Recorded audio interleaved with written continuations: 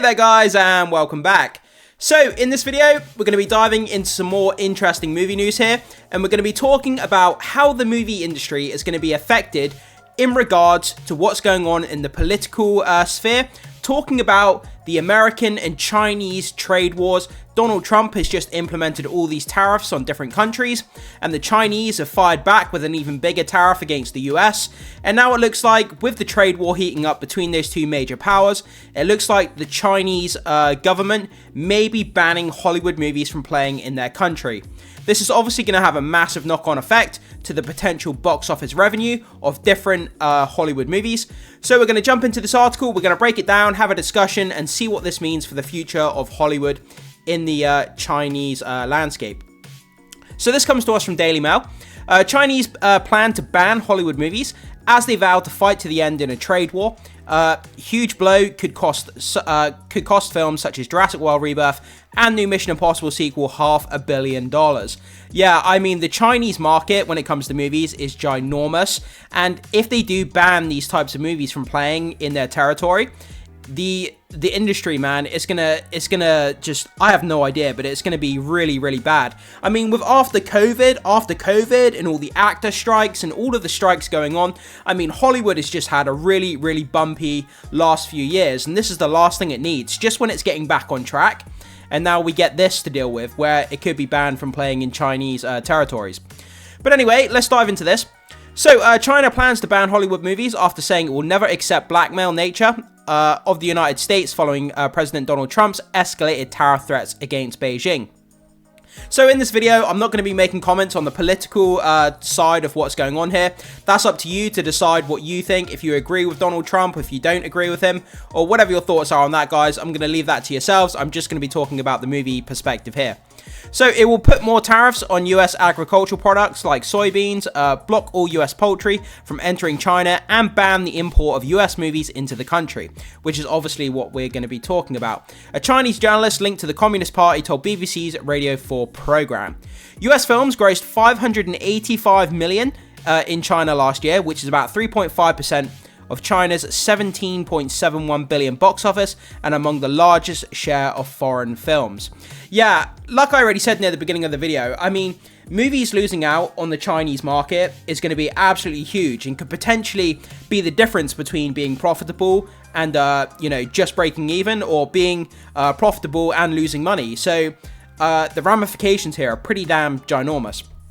A ban on American movies would cause upcoming releases like Jurassic World Rebirth, The Accountant 2, and Mission Impossible sequel to lose out on hundreds of millions of dollars in the Chinese market. Yeah, I mean, this could be the difference between breaking even and being profitable for certain movies, especially movies that have big Chinese audiences built into these big franchises. So some franchises are going to suffer more than others, depending on how well they usually do with the Chinese market. Some movies don't make a lot of money in China, so won't be that affected, but some big heavy IPs that do make a lot of money in the Chinese market, obviously they're going to have the biggest impact and could potentially lose a lot of money, potentially not break even or not be profitable. So we'll have to wait and see how big this knock-on effect does have once those big IPs come out and we start seeing the box office, like Jurassic Park, Superman, movies like that, those big tentpole movies. That's if these tariffs do go ahead, by the way. They may be reversed, they may be revoked, they may not even happen, so we'll have to wait and see on the political side if it does have that effect.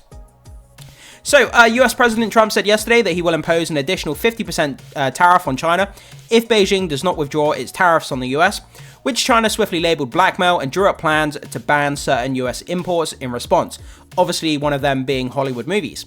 The US threats were a mistake on top of a mistake, once again exposing the American side of the blackmailing nature, the Chinese Commerce Ministry said in a statement this morning, urging the US to properly resolve differences with China through dialogue, with mutual respect and on equal footing.